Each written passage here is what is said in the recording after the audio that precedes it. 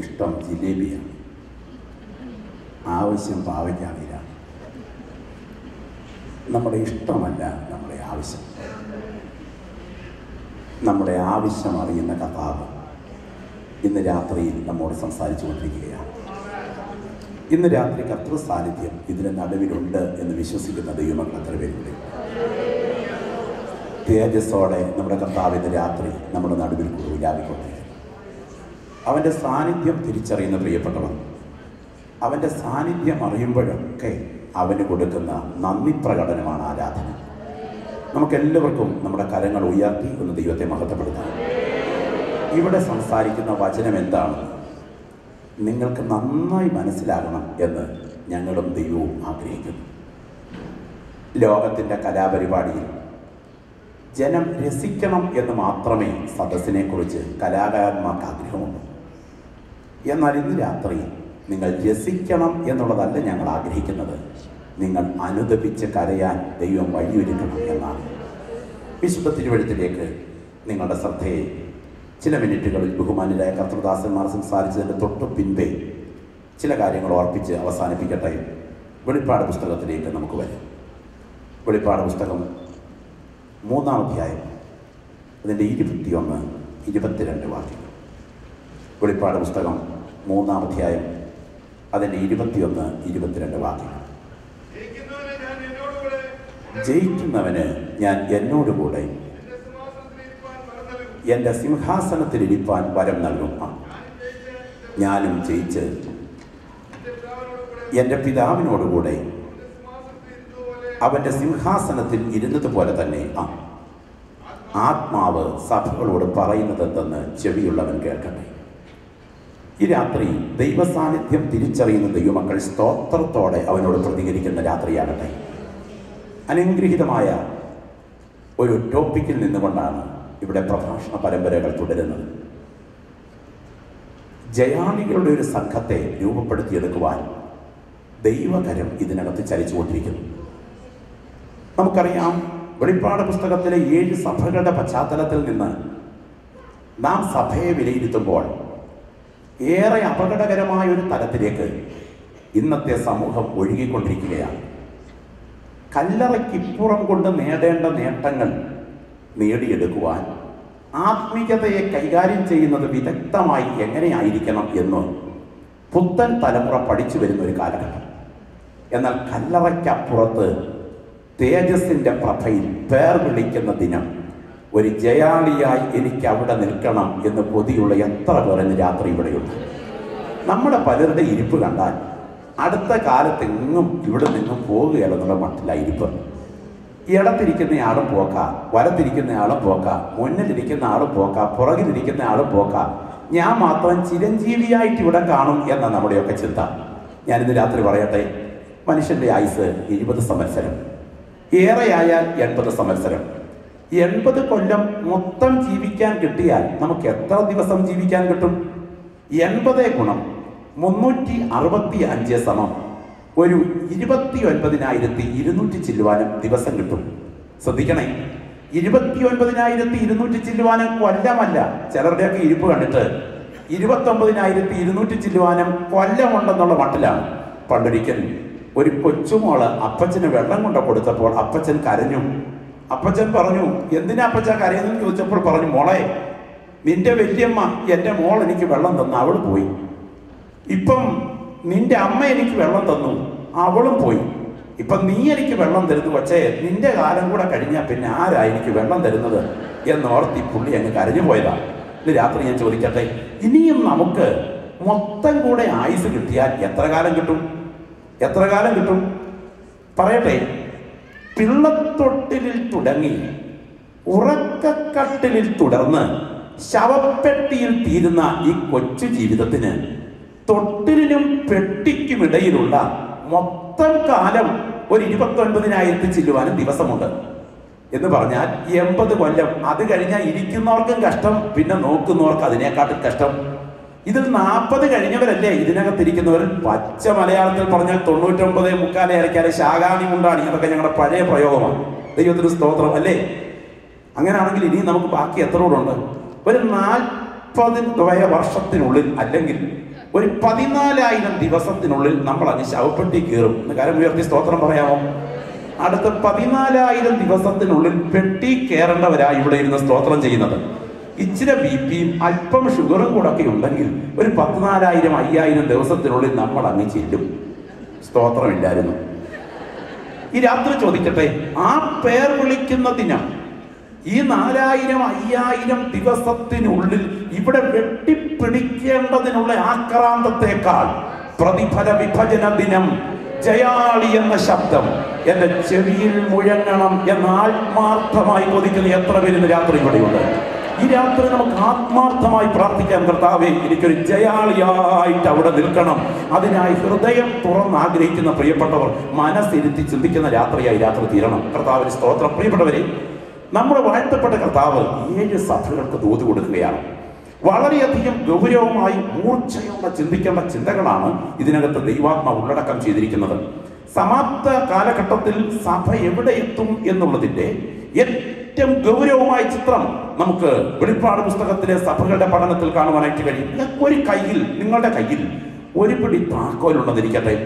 ആ താക്കോലിൽ ഒരു താക്കോൽ ഒരു പൂട്ടിന് കൃത്യമായി ചേരുന്നത് പോലെ വിശ്വസനീയമായ ഒരു സഭാചരിത്രം പഠിച്ചിട്ട് ആ സഭാചരിത്രത്തെ നിർത്തിക്കൊണ്ട് വെളിപ്പാട് പുസ്തകത്തിലെ 2-3 അധ്യായങ്ങളിലെ സഭകളെ നിങ്ങൾ വിലയിരുത്തിയാൽ പൂട്ടിൽ താക്കോൽ എന്നതുപോലെ ഏതൊരു സഭാചരിത്രവും കൃത്യമായി ഈ വേദഭാഗങ്ങൾക്ക് ചേരുകയാണ്.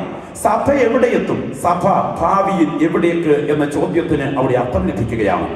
നമ്മുടെ വാഴ്ത്തപ്പെട്ട കർത്താവ് പത്മോസിൽ യോഹന്നാൻ ദൂത് കൊടുക്കുന്നു. നിങ്ങൾക്കറിയാം, ഏകാന്തമായ പത്മോസിന്റെ മണലാരണ്യത്തിന് തുല്യമായ മണൽത്തിട്ടയിൽ പ്രതീക്ഷകൾ അസ്തമിച്ച യോഹന്നാൻ മുട്ടുമടക്കി കരയുമ്പോൾ അവന്റെ കൺമുൻപിൽ സ്വർഗം തുറക്കുകയാണ്. പ്രിയപ്പെട്ടവരെ, ലോകം എതിർത്താൽ എതിരേൽക്കാൻ കഴിയുന്ന, ഇവിടെ അവഗണിച്ചാൽ പരിഗണിപ്പാൻ കഴിവുള്ള, ഇവിടെ ഒറ്റപ്പെടുത്തിയാൽ ഏറ്റെടുക്കാൻ കഴിവുള്ള ഒരുവൻ നിനക്ക് തലയ്ക്ക് മുകളിലുണ്ട് എന്നിന്ന് രാത്രി വിശ്വസിക്കുന്നുണ്ടെങ്കിൽ, ആർക്കുമില്ലാത്ത ശോധന നിനക്കുണ്ടെങ്കിൽ, ആരും പ്രാപിച്ചിട്ടില്ലാത്ത ദൈവകൃപ ദൈവം നിനക്ക് വേണ്ടി ഒരുക്കിയിട്ടുണ്ട് എന്നിന്ന് രാത്രിയിൽ സ്തോത്രത്തോടെ വിശ്വസിക്കുന്നുണ്ടെങ്കിൽ, ഈ രാത്രി നീ വാ തുറന്ന് സ്തോത്രം ചെയ്തിട്ട് ഇങ്ങനെ പറയണം: പത്മോസ് എന്റെ അന്ത്യത്തിന് ശത്രു ഒരുക്കിയതാണെങ്കിലും അത് ദർശനത്തിന്റെ മാളിക മുറിയാക്ക വിധം പ്രവർത്തിക്കുന്ന ഒരു കരം എന്റെ പുറകിൽ ചലിക്കുന്നു.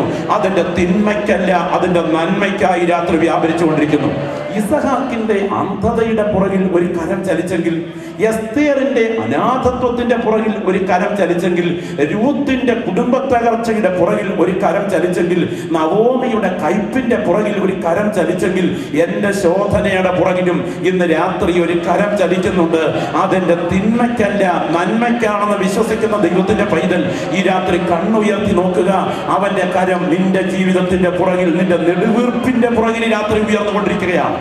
കർത്താവ് സഭകളോട് ദൂത് പറയും. നമുക്കറിയാം, എഫേസോസ്, സ്മുർന്ന, പെർഗമോസ്, തുയത്തൈര, സർദീസ്, ഫിലദൽഫിയ, ലവോദിക്ക, ഈ 7 സഭകൾക്ക് കർത്താവ് ദൂത് പറയുമ്പോൾ ഓരോ സഭകൾക്കുമുള്ള ദൂത് നമ്മൾ എടുത്തു പഠിച്ചാൽ നമുക്കറിയാം, 2-ാം അധ്യായത്തിന്റെ 7-ാമത്തെ വാക്യത്തിൽ എഫേസോസ് സഭയോട് പറയുമ്പോൾ, ജയിക്കുന്നവന് ഞാൻ ജീവവൃക്ഷത്തിന്റെ ഫലം തിന്മാൻ കൊടുക്കും. 2:11 ജയിക്കുന്നവന് 2-ാം മരണത്തിൽ ദോഷം വരികയില്ല.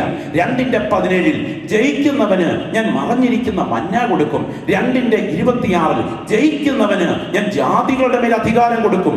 3:5 ജയിക്കുന്നവൻ വെള്ളയുടുപ്പ് ധരിക്കും. 3:11 ജയിക്കുന്നവന് ഞാൻ എന്റെ ആലയത്തിന്റെ തൂണാക്കും. ഇവിടെ വെളിപ്പാട് പുസ്തകം 3:21 പറയുമ്പോൾ, ജയിക്കുന്നവന് എന്നോടുകൂടെ എന്റെ സിംഹാസനത്തിൽ ഇരിപ്പാൻ വരം നൽകും. അങ്ങനെയാണെങ്കിൽ സഭാചരിത്രത്തെ ഒന്ന് അവലോകനം ചെയ്ത് പഠിക്കാൻ തയ്യാറായാൽ സഭ എവിടേക്കാണ് നീങ്ങുന്നത് എന്നതിന്റെ വ്യക്തമായ ചിത്രം നിങ്ങൾക്ക് നന്നായി ഇവിടെ നിന്ന് കിട്ടും. ഈ രാത്രി ഇത് നിങ്ങളുടെ മനസ്സിൽ ഒന്ന് ആഴത്തിലാകണം എന്ന് ആത്മാർത്ഥമായിട്ട് ഞാൻ ആഗ്രഹിക്കുകയാണ്. ആരാണ് ജയാളി? ആരാണ് ജയാളി? ചോദ്യത്തിന് ഉത്തരം വളരെ ശ്രദ്ധിക്കണം. ആരാണ് ജയാളി? ജയാളി എന്ന് പറഞ്ഞാൽ ഈ ഭൂമിയിൽ ദൈവം നൽകുന്ന ആയുസിന്റെ ദിനങ്ങളിൽ രക്ഷാനിർണയത്തിലൂടെ അവൻ നമ്മെ തനിക്കുള്ളവരായി സ്വീകരിക്കുന്നത് ഒരു കാര്യം. എന്നാൽ രക്ഷിക്കപ്പെട്ട നമ്മെ അന്ത്യദിനത്തിൽ അവൻ ജയാളിയായി എണ്ണുന്നത് തികച്ചും വ്യത്യസ്തമായ മറ്റൊരു കാര്യം. ജയാളിയാകുക എന്ന് പറഞ്ഞാൽ വിളിക്കപ്പെട്ടതിന് ശേഷം ലോകത്തോട്, ജഡത്തോട്, പിശാചിനോട്, സാത്താന്യ പൈശാചിക ഈ തൃത്വ വ്യവസ്ഥിതിയോട് നിരന്തരം പോരാടി ജീവിതം കൊണ്ട് വിശ്വസ്തത തെളിയിച്ച ഒരു ചെറിയ സംഘത്തെ ദൈവം സഭയ്ക്കകത്ത് പ്ലാൻ ചെയ്തിട്ടുണ്ട്. ഇന്ന് രാത്രി പറയട്ടെ, സകല ദൃശ്യ സഭകൾക്കകത്തും ഒരു അദൃശ്യ സഭയെ ദൈവം ഒരുക്കി വെച്ചിട്ടുണ്ട്. 32,000 പേരെയല്ലേ ഗിദെയോൻ യുദ്ധത്തിന് വിളിച്ചത്? ഭയവും ഭീരുത്വവും ഉള്ളവർ മാറിപ്പോകുവാൻ പറഞ്ഞപ്പോൾ എത്ര മാറി? 20,000 പോയി. വെള്ളത്തിനടുക്കിലേക്ക് വന്നപ്പോൾ എത്ര മാറി? 9,700 പോയി. ഒടുവിൽ എത്ര ശേഷിച്ചു? ഒരു 300. ഓർക്കുക, 30,000 സഭാ രജിസ്റ്ററിൽ പേരുള്ളവരുടെ ഇടയിൽ നിന്നും വിശുദ്ധിക്ക് വേണ്ടി നിൽക്കുന്ന ഒരു 300-നെ ഇന്ന് ദൈവം സകല സഭകളിലും ഒരുക്കിക്കൊണ്ടിരിക്കുകയാണ്. കർത്താവിന്റെ വചനം നമ്മൾ വായിക്കുമ്പോൾ 5,000 പേർക്കല്ലേ അവൻ പന്തിയുപ്പാനും ഒരുക്കിയത്? അതെ. എന്നാൽ 70 പേരെയല്ലേ തന്നോടുകൂടെ പ്രസംഗത്തിന് മുന്നോടിയായി അയച്ചത്? അതിൽ നിന്നും ഒരു 12-നെ അല്ലേ എന്റെ ദൈവം കോർ ഗ്രൂപ്പായി തിരഞ്ഞെടുത്തത്? ഇനി പോട്ടെ, അതിൽ നിന്നും പത്രോസ്, യാക്കോബ്, യോഹന്നാൻ ഒരു 3 പേരെയല്ലേ മറുരൂപമലയിൽ മഹത്വം കാണാൻ വേണ്ടി വേർതിരിച്ചത്? അവരിൽ ഒരുവനല്ലേ മാറോട് ചാരിയത്? അങ്ങനെയെങ്കിൽ 5,000 ജനസംഖ്യയേക്കാൾ മാറോട് ചാരിയ ഒരു ചെറിയ സംഘത്തെ ഈ തലമുറയിൽ എന്റെ ദൈവം ജയാളിയാക്കി പുറത്തു കൊണ്ടുവരാൻ ആഗ്രഹിക്കുന്നു. അതിലൊരുവൻ ഞാനായിരിക്കണം എന്ന് കൊതിക്കുന്ന എത്ര പേര് ഇവിടെയുണ്ട്? സ്തോത്രം. അങ്ങനെയാണെങ്കിൽ ഒരു ജയാളിയുടെ സംഘത്തെ ദൈവം സഭയ്ക്കകത്ത് ഒരുക്കി വെച്ചിട്ടുണ്ട്. ശ്രദ്ധിക്കണേ, ഈ ജയാളികൾ രൂപപ്പെടുന്നത് എങ്ങനെയാണ്? സഭ എവിടേക്കാണ് പോകാൻ തുടങ്ങുന്നത്? അതിന്റെ വ്യക്തമായ ചിത്രം നമുക്ക് വെളിപ്പാട് പുസ്തകത്തിൽ കാണുവാൻ കഴിയും. ഇത് താഴേക്കുള്ള ഒരുതരം ഒഴുക്കാണ്. ഇത് താഴേക്ക് ഒഴുകുകയാണ്. നിങ്ങൾ ശ്രദ്ധിക്കുക. ഒന്നാമത് എഫേസോസ് ആണ്. എഫേസോസിൽ രോഗം അങ്ങനെ തുടങ്ങുകയാണ്. സഭയ്ക്ക് രോഗം തുടങ്ങുന്നു. ഞങ്ങളുടെ നാട്ടിൽ ഞങ്ങളുടെ ഒരു സ്നേഹിതൻ വിശ്വാസത്തിലേക്ക് വന്ന് അധികം താമസിക്കാതെ ഒരു ദിവസം തന്റെ കടയിൽ സാധനം തൂക്കി കൊടുത്തുകൊണ്ടിരുന്നപ്പോൾ മോഹാത്സ്യപ്പെട്ട് നിരത്ത് വീണു. പെട്ടെന്ന് അദ്ദേഹത്തെ ഹോസ്പിറ്റലിൽ എത്തിച്ചു. മാതാ അമൃതാനന്ദമയി ഹോസ്പിറ്റലിൽ. തലച്ചോറിൽ ക്യാൻസർ. അതും ക്യാൻസർ 3-ാം തലം കഴിഞ്ഞിരിക്കുന്നു. Aggressive cancer. ആഴത്തിൽ വളരാൻ തുടങ്ങിയിട്ട് വർഷങ്ങൾ ഒത്തിരിയായി. പക്ഷേ മോഹാത്സ്യപ്പെട്ടു വീണത് ഒരു പ്രത്യേക സമയത്താണ്. സഭാ ഗാത്രത്തിന് ഒരു രോഗം ബാധിക്കാൻ തുടങ്ങുന്നു. ആ രോഗം എന്തായിരിക്കും? രോഗം തുടങ്ങുന്നു. ശ്രദ്ധിക്കൂ, രോഗം തുടങ്ങുന്നു. ആദ്യ സ്നേഹം കുറയുന്നു. ഇവിടെയാണ് സഭയുടെ രോഗം ആരംഭിക്കുന്നത്. സഭ രോഗത്തിലേക്ക് നീങ്ങുന്ന ആദ്യത്തെ രംഗം എന്താണ്? ആദ്യ സ്നേഹം, ഫസ്റ്റ് ലവ്. ആദ്യ സ്നേഹം, മേൽത്തരമായ സ്നേഹം. വിവാഹം കഴിച്ച നാളിൽ ഭാര്യ ഭർത്താക്കന്മാർ തമ്മിലുള്ള തിളയ്ക്കുന്ന സ്നേഹം. അന്ന് അങ്ങേർക്ക് വേണ്ടി വസ്ത്രം ഒരുക്കി, അന്ന് അദ്ദേഹത്തിന് വേണ്ടി ഭക്ഷണം പാചകം ചെയ്തു. രാവേറെ ആയാലും വന്ന് മുട്ടിയാൽ ഉടനെ കതക് തുറക്കുമായിരുന്നു. ഒരുമിച്ചിരുന്നേ കഴിക്കാറുള്ളായിരുന്നു. സംസാരിച്ചാലും സംസാരിച്ച കഥ തീരാത്തതുപോലെ സംസാരിക്കുമായിരുന്നു. വർഷം 10-25 പിള്ളേർ 5-6 ഇപ്പോഴും വന്ന് മുട്ടിയാൽ എന്തിയും വലിഞ്ഞും കതക് തുറന്നു കൊടുക്കുന്നുണ്ട്. തുടക്കകാലത്ത് അത് ചെയ്തത് സ്നേഹത്തിന്റെ പ്രേരണ കൊണ്ട് ചെയ്തു. ഇപ്പൊ ഇത് ചെയ്യുന്നത് ഗതികേടിന് ഈ ഒറ്റത്തടിപ്പാലത്തെ കയറിപ്പോയ കൊണ്ട് അങ്ങ് ചെയ്യുക.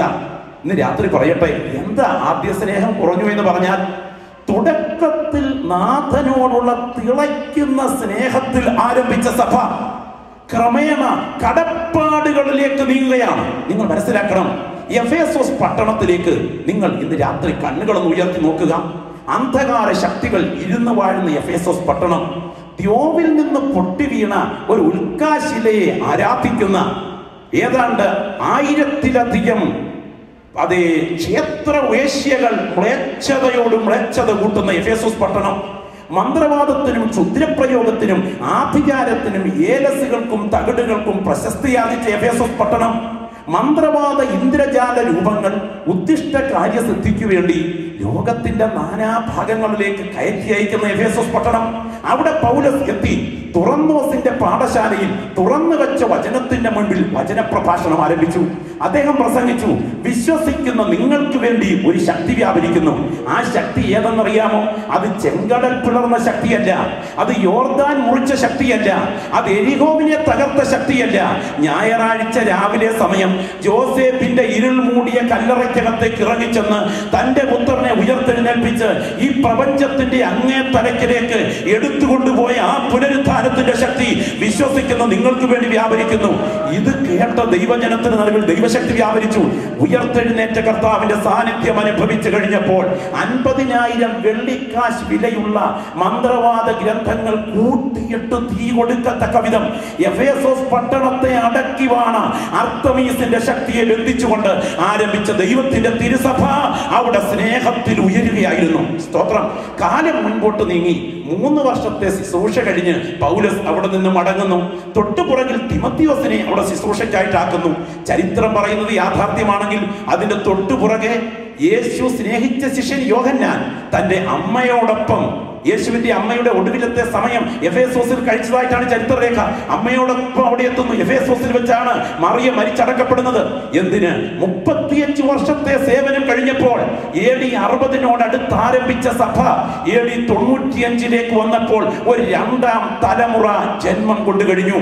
നിങ്ങൾ ഓർക്കുക, രോഗം ഒന്നാമത് തുടങ്ങിക്കഴിഞ്ഞു. പിതാക്കന്മാർ ചെയ്ത കാര്യങ്ങൾ മുഴുവൻ റൊട്ടീനായി ചെയ്യുന്ന, കടപ്പാടുകളായി ചെയ്യുന്ന ഒരു സഭ ചരിത്രത്തിൽ എഴുന്നേറ്റ് കഴിഞ്ഞു. രോഗം ആരംഭിച്ചു കഴിഞ്ഞു. രണ്ടാമതായിട്ട് സ്മുർണയെ കുറിച്ച് പറയുമ്പോൾ കൂടുതൽ ആരോപണങ്ങൾ ഒന്നും പറയുവാനില്ല. എന്നാൽ പെർഗമോസിലേക്ക് വരുമ്പോൾ രോഗം അതിന്റെ മൂർധന്യാവസ്ഥയുടെ 2ാം സ്റ്റേജിലേക്ക് കയറുകയാണ്. വ്യക്തികൾക്കും കുടുംബങ്ങൾക്കും സംഭവിക്കാവുന്ന ദുരന്തം അടിവരയിട്ട് കേട്ടുകൊള്ളുക. ദൈവത്തിന് സ്തോത്രം. ദുർനടപ്പ് ആചരിക്കുവാനും വിഗ്രഹാർപ്പിതം തിന്നുവാനും തക്കവണ്ണം ജനം പ്രോത്സാഹിപ്പിക്കപ്പെടുന്നു. ബിലയാമിന്റെ ഉപദേശം സഭയ്ക്കകത്തേക്ക് ഇരമ്പിക്കയറുകയാണ്. കാമിനിമാരായ പെൺകുട്ടികളെ കയ്യിൽ ശാപതാർപ്പിതവുമായി അഥവാ ക്ഷേത്ര വസ്തുക്കളുമായി അതാ ദൈവജനത്തിന്റെ പാളയത്തിലേക്ക് കടത്തിവിട്ട ആ തന്ത്രം ദൈവസഭയ്ക്കകത്ത് ആരംഭിച്ചു കഴിഞ്ഞു.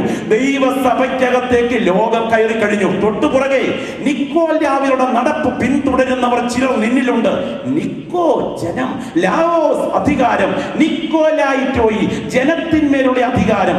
ആത്മീയ ശുശ്രൂഷയ്ക്കും ആത്മീയ ആരാധനയ്ക്കുമിടയിൽ ലൗകിക രാഷ്ട്രീയത്തിന്റെ കസേര കമ്മിറ്റി കളികൾ സഭയ്ക്കകത്ത് ആരംഭിച്ചു കഴിഞ്ഞു. സഭയുടെ രോഗം 2ാം ഘട്ടത്തിലേക്ക്. 1, സഭയിൽ സ്നേഹം കുറയുന്നു, രോഗം തുടക്കം. 2, സഭയിൽ ലൗകികത്വം കയറുന്നു. അതേ തുടർന്ന് സഭയ്ക്കകത്ത് ലൗകിക രാഷ്ട്രീയം ആരംഭിക്കുന്നു. സ്തോത്രം.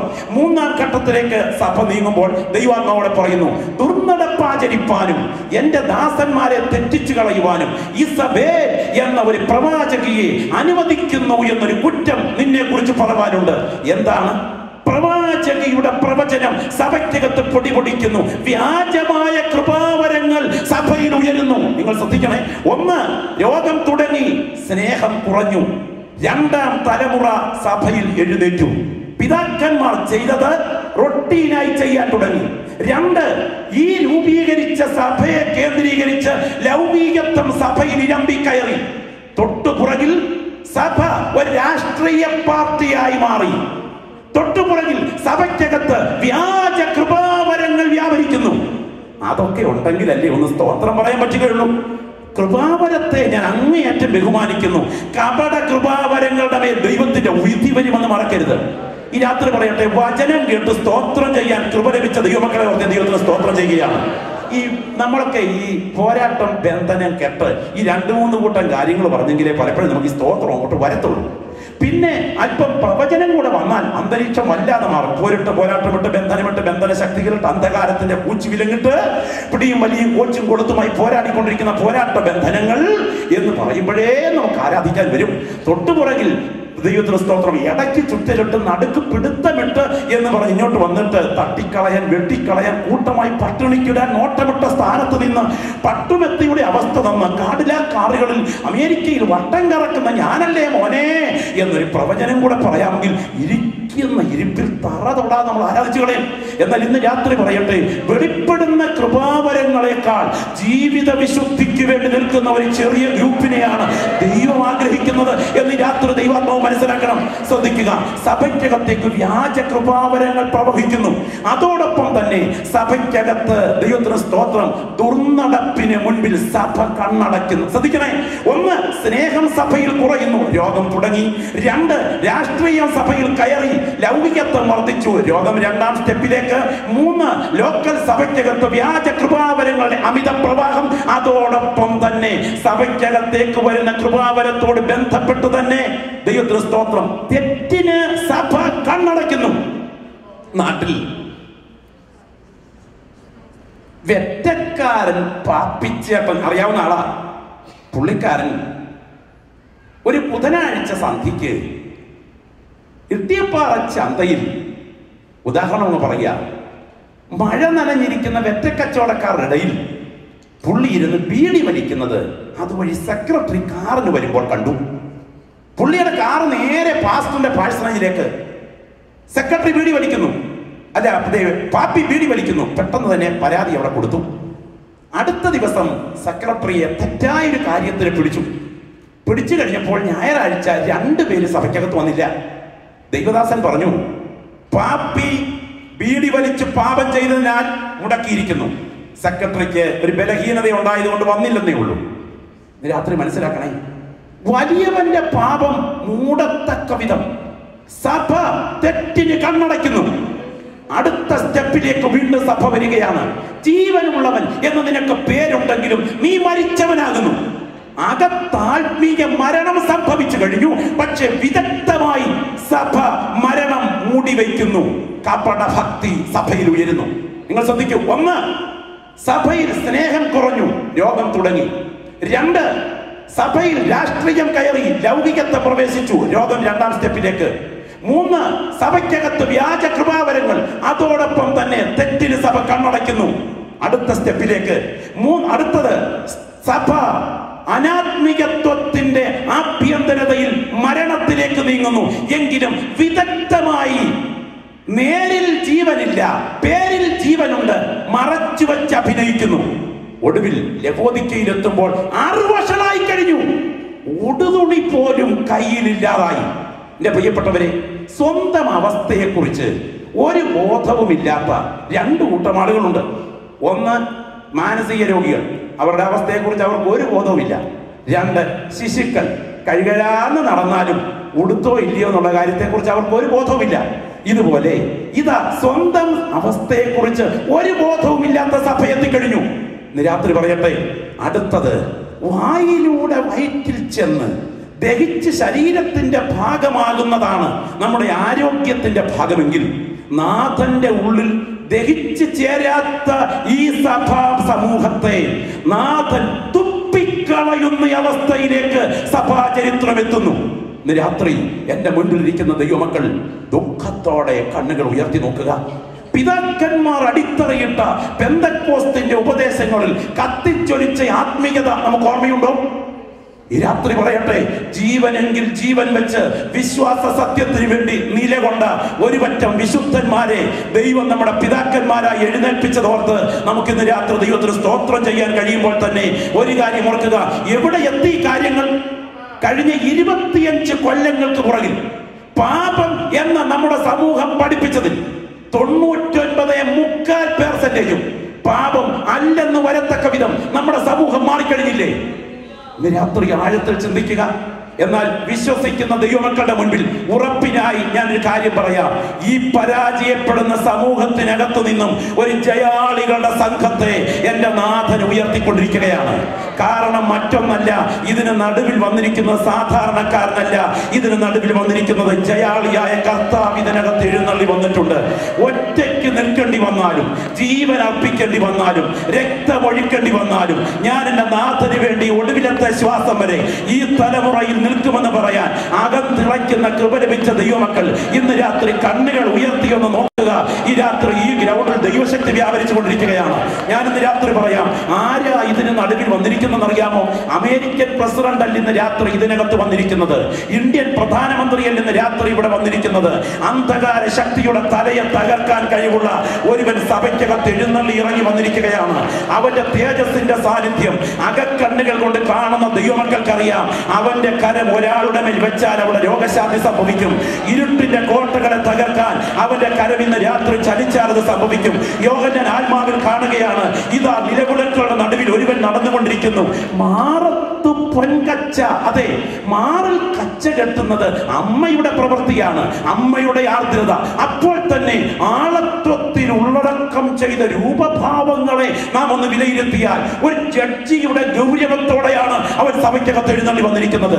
ഈ രാത്രി അവർക്ക് സ്തോത്രവും സ്തുതിയും എന്നാലല്ല നമ്മുടെ നാഥൻ ഇന്ന് രാത്രി സഭയ്ക്കകത്ത് എത്തി നിൽക്കുന്നത്. ഒരു ചെറിയ ചെറിയ ജയാളികളുടെ സംഘത്തെ ഇതിനകത്ത് ദൈവം ഒരുക്കുന്നുണ്ട്. അവരെ നിത്യതയ്ക്കായി ഒരുക്കിയെടുക്കാൻ ആ കരം ഈ രാത്രി ചലിച്ചുകൊണ്ടിരിക്കുകയാണ്. ഞാനിന്ന് രാത്രി ആത്മകണ്ണുകൾ കൊണ്ട് കാണുന്നു, ഇത്രയും ദൈവമക്കൾ ഇവിടെ പ്രാർത്ഥിച്ചുകൊണ്ടിരിക്കുമ്പോൾ യേശുവിന്റെ സാന്നിധ്യം ഈ കൂടിന് നടുവിൽ ബലത്തോടെ വ്യാപരിച്ചു കൊണ്ടിരിക്കുന്നു. ആത്മനിറവ് പ്രാപിച്ച് എത്ര ദൈവമക്കൾ ഈ യോഗത്തിനകത്ത് കണ്ണുകൾ ഉയർത്തി യേശുവിങ്കലേക്കൊന്ന് നോക്കും. ആ കണ്ണുകൾ ഉയർത്തി യേശുവിങ്കലേക്ക് നിങ്ങൾ രാത്രി നോക്കുക. യോഹന്നാൻ ആത്മാവിൽ കാണുകയാണ്. ഒരിക്കൽ യോഹന്നാൻ ചാരിയ മാർവില്ലേ തങ്കക്കച്ചയാൽ മൂടി നിൽക്കുകയാണ്. ദൈവത്തിന് സ്തോത്രം. ഒരിക്കൽ യോഹന്നാൻ ചാരിയ മാർവ് തങ്കക്കച്ച മൂടി നിൽക്കുകയാണ്. ഒരിക്കൽ ലാസറിന്റെ കല്ലറയുടെ കവാടത്തിൽ കരഞ്ഞിയ കണ്ണുകൾ ജ്വലിക്കുന്ന അഗ്നിഗോളങ്ങളായി മാറിക്കഴിഞ്ഞു. ശിശുക്കളെ പോലും എടുത്ത് ഉമ്മ വെച്ച ആ മുഖം സൂര്യൻ ശക്തിയോടെ കത്തി ജ്വലിക്കുകയാണ്. സ്തോത്രം. കാൽവറിയിൽ മുറിവേറ്റിയ കാലുകൾ ഉലയിൽ കാച്ചി പഴിപ്പിച്ച വെള്ളോട് സദൃശ്യമായി മാറിക്കഴിഞ്ഞു. കുരുടന് കണ്ണുണ്ടാക്കാൻ ചേറുകുഴച്ച ആ കരം ഇതാ നക്ഷത്രങ്ങളെ പിടിക്കുന്ന കരങ്ങളായി മാറിക്കഴിഞ്ഞു. അവൻ സഭയ്ക്ക് നടുവിൽ എഴുന്നള്ളി വന്നിട്ടുണ്ടെങ്കിൽ അവനെ ജയിക്കാൻ കഴിവുള്ള ഒരു ഇരുട്ടിന്റെ ശക്തികളും ഈ തലമുറയിൽ ഇല്ല എന്ന് വിശ്വസിക്കുന്ന ദൈവമക്കൾ ഒരു കാര്യം ഓർക്കണം. അവൻ സഭയ്ക്ക് പുറത്താകുന്നത് എന്ന് ലോകമയത്തും സഭയ്ക്കകത്ത് കയറുമോ ഒന്നായിരിക്കും. ഞാൻ ഈ രാത്രി ചോദിക്കട്ടെ, തലമുടി വെട്ടാൻ വേണ്ടി ബാർബർ ഷോപ്പിൽ കയറി ചെന്നപ്പോൾ റാന്നി ഭാഗത്തു നിന്ന് ഇവിടെ പെന്തക്കോസ്തുകാർക്ക് പ്രവേശനമില്ലെന്ന് പറഞ്ഞ് അടിച്ചിറക്കിയ പ്രബല സമുദായത്തിൽ നിന്ന് വിശ്വാസ സത്യത്തിന് വേണ്ടി ഇറങ്ങിത്തിരിച്ച പിതാക്കന്മാരെ ഞാൻ ഇന്ന് രാത്രി ആത്മാവിൽ കാണുകയാണ്. ഞാൻ ഈ രാത്രി നിങ്ങളോട് ചോദിക്കട്ടെ, ഭക്ഷണം കഴിക്കാൻ കല്യാണ ക്രമീകരണത്തിൽ റാന്നി മേഖലയിൽ ഒരു വിവാഹവേദിയിൽ ഇലയിട്ടിരിക്കുന്ന സമയം ഇടത്തും വലത്തും ഇരിക്കുന്ന ആളുകൾ സ്തോത്രം ഇല്ല ഇല്ല ഈ ആൾക്ക് ചോറ് വിളമ്പിയാൽ ഞങ്ങൾ കഴിക്കില്ല എന്ന് പറഞ്ഞ് എഴുന്നേൽക്കാൻ തുടങ്ങിയപ്പോൾ ഇറങ്ങിപ്പോകണം എന്ന് പറഞ്ഞ് വീട്ടുകാർ നിർബന്ധിച്ചത് കൊണ്ട് ഇറക്കി വിട്ട പിതാക്കന്മാർ റാന്നിയുടെ മേഖലയിലുണ്ട്. ഈ രാത്രി ഇവിടെ ദൈവത്തെ ആരാധിക്കുന്ന ദൈവമക്കളെ, വസ്ത്രധാരണത്തിലും വേഷവിധാനത്തിലും ആഭരണാതിഭ്രമത്തിലും എനിക്ക് വേണ്ട എന്ന് പറഞ്ഞുകൊണ്ട് ക്രൂരമർദ്ദനമേറ്റ എത്ര അമ്മച്ചിമാർ ഇന്നത്തെ പെന്തക്കോസ്തിന്റെ ആദ്യ തലമുറയിലുണ്ട്. അനുഭവം പ്രാപിച്ച ദൈവമക്കൾ ഇന്ന് രാത്രി ഇവിടെ ഇരിപ്പില്ലേ? ഞാൻ ഓർക്കുന്നുണ്ട്, എന്റെ കുടുംബത്തിലൊരു അമ്മച്ചി വിശ്വാസത്തിലേക്ക് ഇറങ്ങി വന്നിട്ട് ആഭരണം മാറ്റിയതിന്റെ പേരിൽ അടുത്ത ദിവസം നടന്നൊരു പ്രമുഖമായ വിവാഹവേദിയിൽ വെച്ച് കൂട്ടത്തിൽ നിർത്തി ഫോട്ടോ എടുക്കാൻ യോഗ്യതയില്ലെന്ന് പറഞ്ഞ് അവിടുന്ന് ഏറ്റവും പുറകിൽ കൊണ്ടുവന്ന് നിർത്തി അമ്മച്ചി കരഞ്ഞു പോയ രംഗം എന്റെ മനസ്സിൽ ഓർമ്മയുണ്ട്. നിങ്ങൾക്കറിയാമോ, പറവൂര് ഒരു അനുഗ്രഹീതനായ ദൈവദാസൻ ഈ സത്യത്തിലേക്ക് വന്നു. ഇറങ്ങി തിരിച്ചതിന്റെ പോരാട്ടം പ്രബല സമുദായത്തിൽ ഉയരുന്ന സമയം കുഞ്ഞു മരിച്ചു. കോളറ ബാധിച്ചു കുഞ്ഞു മരിച്ചു. കുഞ്ഞു മരിച്ച സമയത്ത് കുഞ്ഞിനെ അടക്കാൻ ആരെയും വീട്ടിലേക്ക് പറഞ്ഞു വിടുകയില്ല. അനുവദിക്കാതെ സമുദായക്കാർ വാതുക്കൽ കാവലാണ്. ഒടുവിൽ സംഭവിച്ചത് എന്തെന്നറിയാമോ? ദൈവത്തിന് സ്തോത്രം. ഈ സഹോദരൻ സ്വന്തം കൈകൊണ്ട് സ്വന്തം കുഞ്ഞിനെ പിൻഭാഗത്ത് വീടിന്റെ പിൻഭാഗത്ത് അടക്കി. ശനിയാഴ്ച വൈകിട്ട് അടക്കം കഴിഞ്ഞ് ഞായറാഴ്ച രാവിലെ പാട്ടുപാടി വേദപുസ്തകവും എടുത്ത് സഭായോഗത്തിന് പോകാൻ ഇറങ്ങിച്ചെല്ലുമ്പോൾ വീടിന്റെ മുൻപിലത്തെ കയ്യാലയുടെ പുറത്ത് ഒരു വലിയ കെട്ടിരിക്കുന്നു. ശ്രദ്ധിച്ചു നോക്കിയപ്പോൾ എന്തെന്നറിയാമോ? മറ്റൊന്നായിരുന്നില്ല, തലേ രാത്രി അടക്കിയ തന്റെ കുഞ്ഞിന്റെ ഡെഡ് ബോഡി അവിടെ നിന്നും ശത്രുക്കൾ മാന്തിയെടുത്ത് വീടിന്റെ മുൻപിലെ കയ്യാലയിൽ കൊണ്ട് നാട്ടി വെച്ചിരിക്കുക. അന്നും പാട്ടുപാടി യോഗത്തിന് പോയി വേർപാടിന് വേണ്ടി നിന്ന ഈ സമൂഹം ഇന്നത്തെ തലമുറയിൽ എവിടെ നിൽക്കുന്നു എന്ന് ആഴത്തിൽ ചിന്തിക്കുമ്പോൾ ഒരു കാര്യം ഞാൻ കൃപ ലഭിച്ച ദൈവമക്കളോട് ഉറപ്പിച്ചു പറയാം. എന്റെ ദൂത് അവസാനിക്കുന്നതിന് മുൻപ് ദൈവത്തിന് സ്തോത്രം, ഫറവോൻ ജോസേഫിനെ മാനിച്ചു, എന്നാൽ ജോസേഫിനെ കൂടസിംഹാസനത്തിൽ ഇരുത്തിയില്ല. ദൈവത്തിന് സ്തോത്രം. അഹശ്വേരോശ് മൊർദെഖായിയെ മാനിച്ചു, പക്ഷെ കൂടസിംഹാസനത്തിൽ ഇരുത്തിയില്ല. ഈ രാത്രി ഓർക്ക്, ലോകത്തിലെ ഉന്നതന്മാർ അവരുടെ കൂടെ സിംഹാസനത്തിൽ അവരുടെ ജയിച്ചവരെ ഇരുത്താതിരിക്കുമ്പോൾ അന്തിമ വിധി ദിനം എന്നെ തന്നോടൊപ്പം സിംഹാസനത്തിൽ ഇരുത്തുന്ന ഒരുവന്റെ കരം എന്റെ പുറകിൽ ചലിക്കുന്നുണ്ട് എന്ന് രാത്രി ആത്മാവിൽ കാണുന്ന ദൈവമക്കൾ എത്ര പേർ ഈ രാത്രി ഇവിടെ ഇരുന്ന് കണ്ണുകൾ ഉയർത്തിയിട്ട് അന്തിമ വിധി ദിനത്തിൽ ആ പേർ വിളിക്കുന്ന ദിനം എനിക്കൊരു ജയാളിയായി അവിടെ എത്തിച്ചേരണമെന്ന് ആഗ്രഹിച്ച് നാവുകൾ തുറന്ന് സ്തോത്രത്തോടെ ഈ രാത്രി പ്രാർത്ഥിക്കും. വെളിപ്പാട് പുസ്തകം 20-ാം അധ്യായത്തിന്റെ 4-ാം വാക്യം ഇങ്ങനെ പറയുന്നു: ഞാൻ ന്യായാസനങ്ങളെ കണ്ടു, അതിലിരിക്കുന്നവർക്ക് ന്യായവിധിയുടെ അധികാരം കിട്ടി. പ്രാർത്ഥിക്കുന്ന ദൈവജനത്തോട് ഞാൻ ഉറപ്പ് പറയാം, അതാത് തലമുറയിൽ പെട്ടവരെ ന്യായം വിധിക്കാൻ അതാത് തലമുറയിൽപ്പെട്ടവരെ സിംഹാസനത്തിൽ ഇരുത്തുന്ന ഒരു ദിവസം മുൻപിൽ വരുന്നുണ്ട് എന്ന് കാണുന്ന ദൈവമക്കൾ ഇന്ന് രാത്രി എത്ര പേർ കണ്ണുകൾ ഉയർത്തി കർത്താവിന് സ്തോത്രം ചെയ്യും? ഞാൻ ചോദിക്കട്ടെ, ഗ്രഹാം സ്റ്റെയിൻസിനെ ബാരിപ്പേടയിലെ കുഗ്രാമത്തിൽ ആ എണ്ണ ഒഴിച്ച് തീ കൊടുക്കുന്ന സമയം പുറത്തേക്ക് ഇറങ്ങി വരാൻ ശ്രമിക്കുമ്പോൾ തൃശൂലം കൊണ്ട് കുഞ്ഞുങ്ങളെ കൂടെ അകത്തോട്ട് കുത്തിമലത്തിയിട്ട് കരിച്ച് ചാമ്പലാക്കുന്ന വേളയിൽ ചോദിക്കാനും പറയാനും ഇവിടെ ആളില്ലായിരുന്നല്ലോ. എന്നാൽ ഞാൻ ഇന്ന് രാത്രി ഇങ്ങനെ അവസാനിക്കട്ടെ. ഇതാ ഒരു പ്രതിഫല വിഭജനം ദിവസം വരുന്നു. അന്തിമ വിധി ദിനത്തിൽ ബാരിപ്പേടയിലെ ഗ്രാമത്തിലും ഒറീസയിലും പെട്ട ആളുകളെ വിധിക്കേണ്ട സമയം വരുമ്പോൾ ഇവിടെ ഒരു താലന്ത് പരിശോധനയുടെ സമ്മാന വിതരണം നടന്നാൽ ആദരണീയനായ പ്രസിഡന്റ് മുൻപോട്ട് കടന്നു വന്ന് അദ്ദേഹത്തിന്റെ സമ്മാന വിതരണം ചെയ്യാൻ ആഗ്രഹിക്കുമ്പോൾ ഇതിനകത്ത് നിന്ന് ഒരാളിനെ വിളിച്ചു വരുത്തി ആ ആളിന്റെ കൈ കൊണ്ട് ഈ സമ്മാനം കൊടുപ്പിക്കുന്ന ഒരു ബഹുമാനമാണെങ്കിൽ കോടി കോടി വിശുദ്ധന്മാരുടെ സദസ്സിൽ ആ ന്യായവിധി ദിനം അന്തിമ വിധിയുടെ സിംഹാസനത്തിൽ ഗ്രഹാം സ്റ്റെയിൻസിനെ ഇരുത്തുന്ന ഒരു ദിവസം വരുന്നത് ആത്മാവിൽ കാണുന്ന ദൈവമക്കൾ ഇന്ന് രാത്രി കണ്ണുകൾ ഉയർത്തി പറയാം, അന്ന് എനിക്കും ജയാളിയായി അവിടുത്തെ സിംഹാസനത്തിൽ ഇരിക്കത്തക്ക വിധം ഈ രാത്രി എന്നെ ഞാൻ ഒരുക്കുന്നെന്ന് പറയാൻ കഴിവുള്ള എത്ര പേരുണ്ട്? ഈ രാത്രി നാവുകൾ ഈ രാത്രി ശബ്ദം ഉയർത്തി പ്രാർത്ഥിച്ചു തുടങ്ങിക്കട്ടെ. എല്ലാ അധരങ്ങളും രാത്രി പ്രാർത്ഥനയുടെ ശബ്ദം ദൈവത്തിലേക്ക് ഉയരട്ടെ. ഒരു അധരം പോലും ഇന്ന് രാത്രിയുടെ പൂട്ടിയിരിക്കരുത് കേട്ടോ. ഒരു നാവ് പോലും ഇന്ന് രാത്രി ഇവിടെ അടച്ചിരിക്കരുത്. കൃപ ലഭിച്ച ദൈവമൈതലേ, നീ ഇറങ്ങിത്തിരിച്ചത് വെറുതെയല്ല. പാരമ്പര്യത്തിന്റെ കോട്ടകളെ ചാടി കവച്ചു വെച്ചുകൊണ്ട് അന്ധകാര ശക്തികളുടെ മേൽ ജയമെടുത്തുകൊണ്ട് നീ ഇറങ്ങിത്തിരിച്ചത് വെറുതെയല്ല. ഒറ്റയ്ക്ക് നിൽക്കേണ്ടി വന്നാലും, ജീവൻ അർപ്പിക്കേണ്ടി വന്നാലും, രക്തമൊഴിക്കേണ്ടി വന്നാലും, ഞാൻ പിടിച്ച പ്രമാണത്തിന് വേണ്ടി എന്റെ ഊർദ്ധശ്വാസം അവസാനിക്കുന്നത് വരെ ഞാൻ ധൈര്യത്തോടെ നിന്നാൽ എന്നെ മാനിക്കുന്ന ഒരുവന്റെ കരം എന്റെ പുറകിലുണ്ടെന്ന് ആത്മാവിൽ കാണുന്ന നിങ്ങൾ ഈ രാത്രി കണ്ണുകൾ ഉയർത്തിയിട്ട് ആ വിധി ദിനത്തെ ആത്മാവിൽ കണ്ടുകൊണ്ട് സ്തോത്രം ചെയ്യുന്ന രാത്രിയാകട്ടെ. എല്ലാ പ്രിയപ്പെട്ടവരും ആത്മാവിൽ കണ്ണുകളും ഉയർത്തി നോക്കി. ഞാൻ രാത്രി പറയാം, ഈ യോഗത്തിനകത്ത് യേശു വന്നിട്ടുള്ളത് കൊണ്ട് ഇന്ന് രാത്രി അവന്റെ കരം ചില വ്യക്തികളുടെ മേൽ ചലിക്കുന്ന രാത്രിയാണ്. നിന്റെ മധ്യകൂടാരത്തിന്മേൽ വ്യാപരിക്കുന്ന രോഗത്തിന്റെ ഗട്ടുകളെ അഴിച്ചു മാറ്റാൻ യേശുവിന്റെ കരം ഇന്ന് രാത്രി ഇവിടെ ഉയർന്നുകൊണ്ടിരിക്കുന്നത് ആത്മാവിൽ കാണുന്ന ദൈവമക്കൾ പ്രാർത്ഥിച്ചു തുടങ്ങുന്ന രാത്രിയാകട്ടെ. ഞങ്ങൾ കൈവച്ച് പ്രാർത്ഥിക്കാതെ തന്നെ ഇവിടെ ചില രോഗികളെ സൗഖ്യമാക്കാൻ യേശുവിന്റെ കരം ഈ രാത്രി ഇവിടെ ഉയരും. അഭിഷേകം പ്രാപിച്ച ദൈവമക്കൾ അന്യഭാഷയിൽ പോരാടി പ്രാർത്ഥിച്ചുകൊണ്ടിരിക്കുമ്പോൾ ഒരു ജയാളിയായി അന്ത്യദിനത്തിൽ നാഥന്റെ സന്നിധിയിൽ എത്തണമെന്ന് കൊതിക്കുന്ന നിങ്ങളുടെ നാവുകളിൽ നിന്നും ആരാധനയുടെ ശബ്ദം ദൈവത്തിലേക്ക് ഉയരട്ടെ. ഞാൻ രാത്രി പറയട്ടെ, കർത്തൃദാസന്മാരായ ഞങ്ങൾ ഇന്ന് രാത്രി കൈവച്ച് പ്രാർത്ഥിക്കുമ്പോൾ ചില രോഗികളെ സൗഖ്യമാക്കാൻ എന്റെ നാഥന്റെ കരം ഇതിനകത്ത് ഉയരുന്നുണ്ട് എന്ന് ഞാൻ ആത്മാവിൽ വിളിച്ചു പറയാൻ കാരണം ഈ യോഗത്തിനകത്ത് വന്നിരിക്കുന്നത് സാധാരണക്കാരനല്ല, തേജസ് ഉടുത്തവൻ ഈ രാത്രി ഈ യോഗത്തിൽ എഴുന്നള്ളി ഇറങ്ങിയിരിക്കുകയാണ്. അഭിഷേകം പ്രാപിച്ച ദൈവമൈതലേ, നിന്റെ മേൽ വ്യാപരിക്കുന്ന സ്വയാത്മാവല്ല, നിന്റെ മേൽ വ്യാപരിക്കുന്ന ദുരാത്മാവല്ല, യേശുവിനെ മരിച്ചവൻ ഉയർപ്പിച്ചവന്റെ ആത്മാവ് ഈ രാത്രി നിന്റെ മധ്യകൂടാരത്തിൽ വ്യാപരിച്ചു കൊണ്ടിരിക്കുന്നെങ്കിൽ നാളെ രാവിലെ നിന്റെ മധ്യ ശരീരത്തിന്മേൽ ഇരുട്ടിന്റെ ശക്തികൾ വരുത്താതിരിക്കുന്ന കണികളെ ഇന്ന് രാത്രി ബന്ധിക്കാനുള്ള അധികാരം ദൈവം എന്റെ മേൽ പകർന്നിട്ടുണ്ടെന്ന് ആത്മാവിൽ തിരിച്ചറിയുന്നുണ്ടെങ്കിൽ നമുക്ക് ഈ രാത്രി ഒരുമിച്ചൊന്ന് പ്രാർത്ഥിക്കാൻ തുടങ്ങുന്ന രാത്രിയാകട്ടെ. Glory, hallelujah. എല്ലാ നാവുകളും പ്രാർത്ഥനയുടെ ശബ്ദം ഉയരട്ടെ. എല്ലാവരും ഒരു നിമിഷം ദിവസം എഴുന്നേറ്റാട്ടെ. എല്ലാവരും ഒരു നിമിഷം ദിവസം എഴുന്നേറ്റാട്ടെ. Glory, hallelujah. എല്ലാ അധരങ്ങളും പ്രാർത്ഥനയുടെ ശബ്ദം ഇന്ന് രാത്രി ദൈവത്തിലേക്ക് ഉയരട്ടെ. ഞാൻ പറയട്ടെ, കഴിഞ്ഞ ദിവസം ഒരു യോഗം നടക്കുകയാണ്. ആ യോഗത്തിൽ സൈറ്റാൻ വർഷിപ്പിൽ പങ്കെടുത്തവരാണ് യോഗത്തിൽ വന്നിരിപ്പുണ്ട്. സൈറ്റാൻ വർഷിപ്പിൽ പങ്കെടുത്ത് സ്വന്തം ചോര കൊണ്ട് സാത്താനോട് ഉടമ്പടി ചെയ്തതിനു ശേഷം അദ്ദേഹം സാത്താനിൽ നിന്നൊരു ശബ്ദം കേട്ടു. ഇരുട്ടിന്റെ മറവിൽ ഗ്രാമത്തിന്റെ മുകളിലെത്തുക, ഞാൻ നിന്നോട് സംസാരിക്കാം. കയ്യിൽ ഒരു പിസ്റ്റൽ എടുത്ത ഈ മനുഷ്യൻ ആ കുഗ്രാമത്തിൽ മുകൾ ഭാഗത്തുള്ള ഒറ്റപ്പെട്ട സ്ഥലത്തേക്ക് പോയി.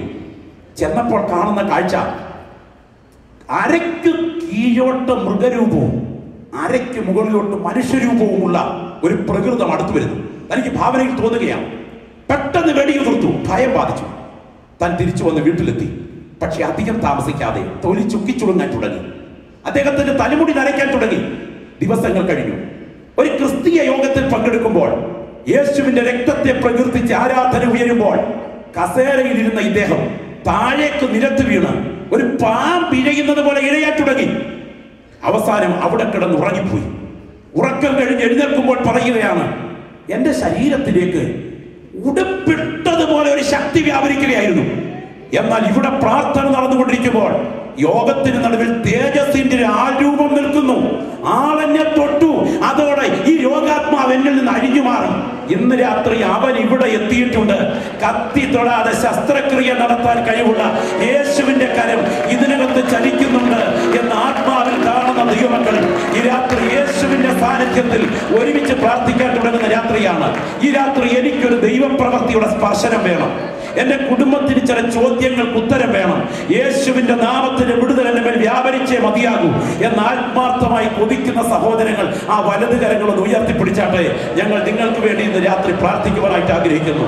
ആ വലത് കരങ്ങൾ ഇന്ന് രാത്രി ഉയർത്തിപ്പിടിച്ചാട്ടെ. ഈ രാത്രി പറയട്ടെ, ആരും എന്നെ ഉൾക്കൊണ്ടില്ലെങ്കിലും, ഞാൻ ഒറ്റപ്പെട്ടവനായി നിൽക്കേണ്ടി വന്നാലും, അന്ത്യശ്വാസം അസ്തമിക്കുന്ന ഒടുവിലത്തെ മിനിറ്റ് വരെ ഞാൻ ജയാളിയായി നിൽക്കാൻ എന്റെ ആയുസ്സിനെ നാഥന്റെ കൈകളിൽ കൈമാറുന്നു എന്ന് പറയാൻ ആഗ്രഹിക്കുന്നവർ ആ വലത് കരങ്ങൾ ഉയർത്തിപ്പിടിച്ച ഒരു നിമിഷം ഒരുമിച്ച് പ്രാർത്ഥിക്കുന്ന രാത്രിയാകട്ടെ. ഇന്ന് രാത്രി കർത്തൃദാസന്മാർ ഇവിടെ പ്രാർത്ഥനയ്ക്കായിട്ടുണ്ട്. നിങ്ങൾക്ക് വേണ്ടി ദൈവദാസന്മാർ പ്രാർത്ഥിക്കുന്ന രാത്രിയായിരിക്കും. കത്തി തൊടാതെ ശസ്ത്രക്രിയ നടത്തുന്ന യേശുവിന്റെ കരം നിങ്ങളുടെ ശരീരത്തെ ഈ രാത്രി തൊട്ടുകൊണ്ടിരിക്കും. ചില ഇരുട്ടിന്റെ ബന്ധനങ്ങളുടെ മേൽ യേശുവിന്റെ കരം ജയത്തിനായി ഇവിടെ വ്യാപരിച്ചുകൊണ്ടിരിക്കും. അതുകൊണ്ട് രാത്രി കരം ഉയർത്തിയ നിങ്ങൾക്കായി ഞങ്ങൾ ഈ രാത്രി പ്രാർത്ഥിക്കാൻ തുടങ്ങുന്നു. ആത്മാവിൽ നമുക്ക് ഒരുമിച്ച് അല്പ മിനിറ്റുകൾ പ്രാർത്ഥിക്കാം. പരിശുദ്ധനായ ഞങ്ങളുടെ പ്രിയ കർത്താവേ, ജീവിതത്തിന്റെ നെടുവീർപ്പുകളുടെ ചോദ്യത്തോടെ കരങ്ങൾ ഉയർത്തി നിൽക്കുന്ന ഈ പ്രിയപ്പെട്ടവരെ തേജസ്സിന്റെ കരങ്ങളിൽ കൈമാറുന്നു. ഈ രാത്രിയിൽ നിന്റെ കരം അവരെ തൊടണമേ കർത്താവേ. ഇരുട്ടിന്റെ ശക്തികളുടെ മർത്യകൂടാരത്തിന്മേൽ ആധിപത്യം പുലർത്തിയിരിക്കുന്ന രോഗത്തിന്റെ ശക്തികളുടെ മേൽ ഈ രാത്രി അടയാളത്തോടൊരു വിടുതൽ ഈ ഗ്രൗണ്ടിൽ സംഭവിക്കട്ടെ. അത്ഭുതങ്ങളുടെ ദൈവം മരിച്ചിട്ടില്ലെന്ന് വെളിപ്പെടത്തക്ക വിധം ദൈവകരം ചില വ്യക്തികളെ തൊടുന്ന രാത്രിയാക്കണമേ. ദൈവാത്മാവ് ചെയ്യുന്നത് കൊണ്ട് സ്തോത്രം. യേശുവിൻ നാമത്തിൽ തന്നെ കരമൊന്ന് ഉയർത്തി കർത്താവിന് സ്തോത്രം ചെയ്താട്ടെ. ഓർക്കുക, സഭ അന്ത്യഘട്ടത്തിൽ പരാജയത്തിലേക്ക്, ആഗോള വ്യാപക വിശ്വാസത്യാഗത്തിലേക്ക്.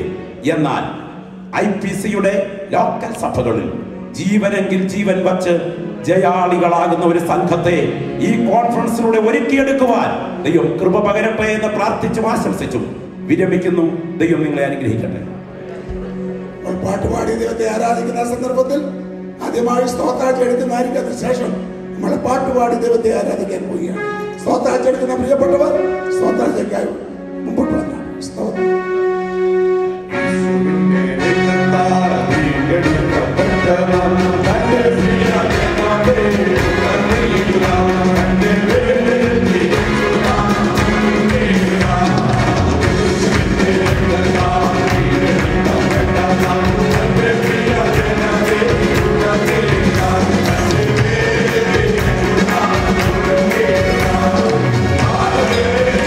Oh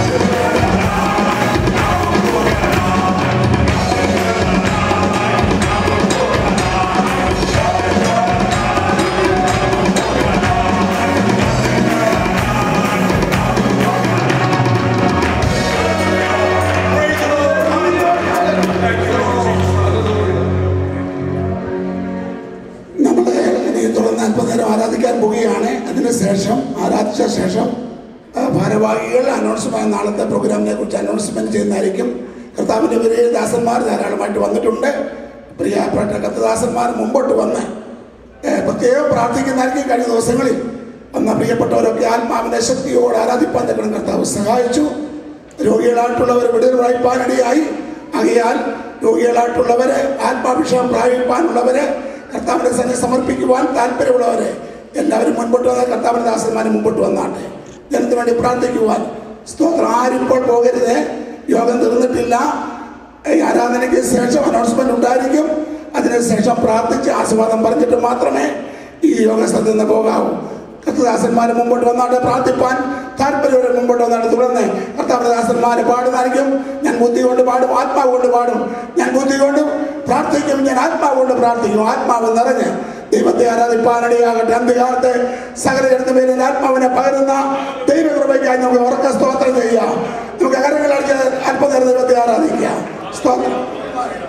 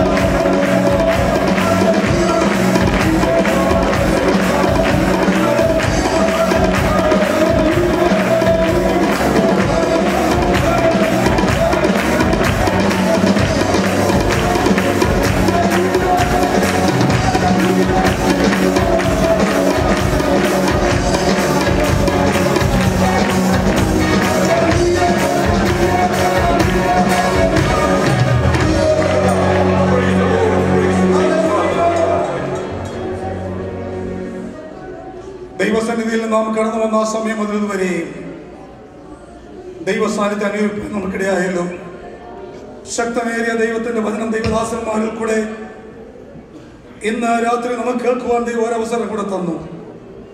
കേട്ടതായ ദൈവത്തിന്റെ വചനം ഇന്ന് രാത്രി നാം ഇവിടെ നിന്ന് കടന്നുപോയി നമ്മുടെ മുറികളിലായിരിക്കുമ്പോൾ നമ്മളതായ അയവിറക്കി നമ്മുടെ ആത്മീക ജീവിതത്തിന് നമ്മുടെ അകത്ത മനുഷ്യനും നമ്മുടെ വളർച്ചയ്ക്കും ബലത്തിനും കാരണമായി തീരുവാൻ കർത്താവ് ദിവസങ്ങളിൽ നമ്മെ സന്ദർശിപ്പാനായി നമുക്ക് ദൈവം നമ്മെ തന്നെ ഏൽപ്പിച്ചു കൊടുക്കാം. Hallelujah, hallelujah. ഇന്ന് രാത്രി ദൈവം നമ്മോട് സംസാരിച്ച ദൈവത്തിന്റെ വചനത്തെ ഓർത്ത് നമുക്ക് എല്ലാവർക്കും ഒരു പ്രാവശ്യം ദൈവത്തെ സ്തുതിക്കാം. ഹല്ലേലൂയ. ദൈവത്തിന് മഹത്വം, ദൈവത്തിന് മഹത്വം. ഞങ്ങളുടെ ദൈവമേ യേശുവേ പിതാവേ, അങ്ങയുടെ നാമത്തിനായി ഞങ്ങൾ കർത്താവിനെ സ്തുതിക്കുന്നു. ഞങ്ങളുടെ 12ാമത് കോൺഫറൻസിന്റെ ആദ്യത്തെ രാത്രിയിൽ നിന്റെ മക്കളായിരിക്കും ഞങ്ങൾക്ക് വിവിധ സ്ഥലങ്ങളിലൂടെ കടന്നു വന്ന് ഞങ്ങളെ വീണ്ടെടുത്തവൻ, ഞങ്ങളെ രക്ഷിച്ചവനായ ഞങ്ങൾ കർത്താവിനെ ആരാധിപ്പാനും സ്വർഗത്തിൽ എന്നേക്ക് സ്ഥിരമായിരിക്കുന്ന മാറ്റമില്ലാത്ത അങ്ങയുടെ വചനം കർത്താവിന്റെ ദാസന്മാരെ കൂടെ ഇന്ന് രാത്രി ഞങ്ങൾ കേൾക്കുവാൻ ഒരു അവസരം കൂടെ ലഭിച്ചതിനാലും ഞങ്ങൾ കർത്താവിനെ സ്തുതിക്കുന്നു.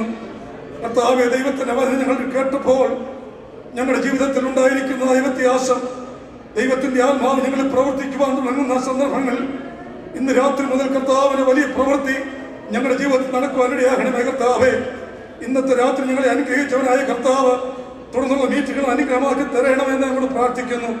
ദൈവത്തിന്റെ വചനം സംസാരിച്ച കർത്താവിന്റെ ദാസന്മാർക്കായി സ്തോത്രം. അവരെ വരുന്ന ദിവസങ്ങൾ ശക്തമായി പിന്നെ ഉപയോഗിക്കണമേ കർത്താവെ. ഈ കോൺഫറൻസ് തുടർന്നുള്ള ദിവസങ്ങൾ അനുഗ്രഹമാക്കി തീർക്കണം. അങ്ങയുടെ വേലയെ സ്നേഹിച്ച് നിന്റെ സന്നിധി അർപ്പിച്ചിരിക്കുന്ന സ്തോത്ര വഴിവാണ് ഞങ്ങൾ കർത്താവിനെ സ്തുതിക്കുന്നു. അങ്ങയുടെ നാമത്തിന്റെ മഹത്വത്തിനായി പ്രവർത്തിപ്പാൻ ഞങ്ങളെ സഹായിക്കണമേ. അവിടുത്തെ കരങ്ങൾ ഞങ്ങളെ വേണ്ടി ഏൽപ്പിക്കുന്ന സമാധാനത്തോടെ ഞങ്ങളെ അയക്കണമേ. യേശുവിന്റെ നാമത്തിൽ ഞങ്ങളുടെ പ്രാർത്ഥന കേൾക്കണം. സുഖി പിതാവേ, നമ്മുടെ കർത്താവായ യേശു ക്രിസ്തുവിന്റെ കൃപയും പിതാവായ ദൈവത്തിന്റെ സ്നേഹവും നമ്മെ ആശ്വസിപ്പിക്കുകയും വഴിനടത്തുകയും ചെയ്യുന്ന പരിശുദ്ധാത്മാവിന്റെ സഹവാസവും കൂട്ടായ്മ നാം എല്ലാവരോടും പ്രാർത്ഥിച്ചുള്ള വിഷയങ്ങളുടെ മേലും ഇന്നു മുതൽ എന്നേക്കും ഉണ്ടായിരിക്കുമാറാകട്ടെ. നമ്മുടെ കർത്താവായ യേശു ക്രിസ്തു മുഖാന്തരം ഇന്ന് രാത്രിയിലും ചെയ്യുന്ന ദൈവത്തിന് സ്തോത്രം. Hallelujah, hallelujah, hallelujah. സമയത്തിന്റെ കുറവ് കൊണ്ട് അനൗൺസ് ചെയ്യണമെന്ന്